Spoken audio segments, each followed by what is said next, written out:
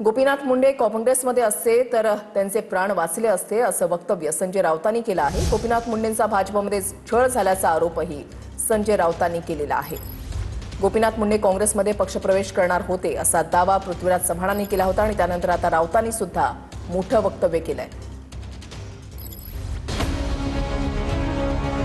भाजपचे दिवंगत नेते गोपीनाथ मुंडे यांच्याबाबत खासदार संजय राऊतांनी मोठा दावा केलाय। गोपीनाथ मुंडे काँग्रेसमध्ये आले असते तर त्यांचे प्राण वाचले असते असं संजय राऊत म्हणाले। राऊतांच्या या वक्तव्यामुळे पुन्हा एकदा राजकीय चर्चांना उधाण आलंय।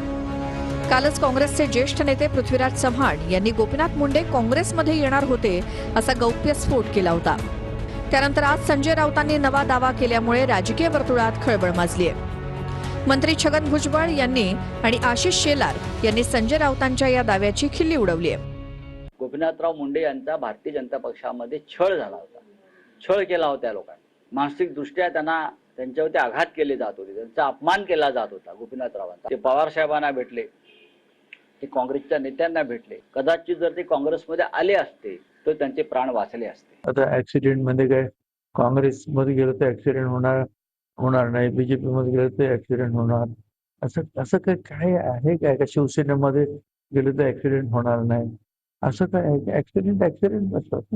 ज्या वेळेला राज ठाकरे हे शिवसेनेपासून उद्धवजीपासून फारकत घेऊन आपली भूमिका मांडत होते त्यावेळेला हेच राऊत राज ठाकरे यांच्या घरी त्या ठिकाणी पंचपक्वान्न झोडत होते।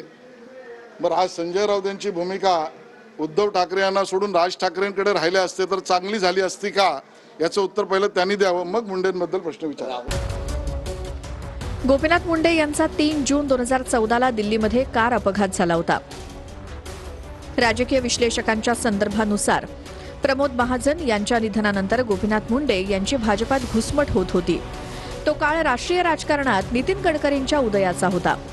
2009 मध्ये नितीन गडकरी भाजपचे राष्ट्रीय अध्यक्ष झाले। गडकरींना पद मिळाल्यानंतर गोपीनाथ मुंडेंची घुसमट आणखी वाढली। महाजनांनंतर भाजपात आपल्याला कोणी विचारत नाही अशी खंत मुंडेंच्या मनात होती। समर्थक नेते, विरोधी पक्षातले मित्र, पत्रकार मित्रांकडे मुंडेंनी ही खंत अनेकदा खासगीत व्यक्त केली होती। प्रचंड तणावाखाली असलेल्या गोपीनाथ मुंडेंनी तेव्हा बाळासाहेब ठाकरेंचीही भेट घेतली। मुंडेंनी बाळासाहेबांकडे शिवसेना प्रवेशाबाबतची इच्छा व्यक्त केली होती। भाजपशी असलेली युती लक्षात घेत बाळासाहेबांनी मुंडेंना नकार दिला। भाजपात राहून संघर्ष करण्याचा सल्ला बाळासाहेबांनी मुंडेंना दिला होता। मुंडेंच्या निधनाला आता 12 वर्ष पूर्ण झाली आहेत। मात्र पृथ्वीराज चव्हाण आणि त्यानंतर संजय राऊतांनी केलेल्या दाव्यांमुळे पुन्हा एकदा राजकीय वर्तुळात चर्चा रंगल्या आहेत।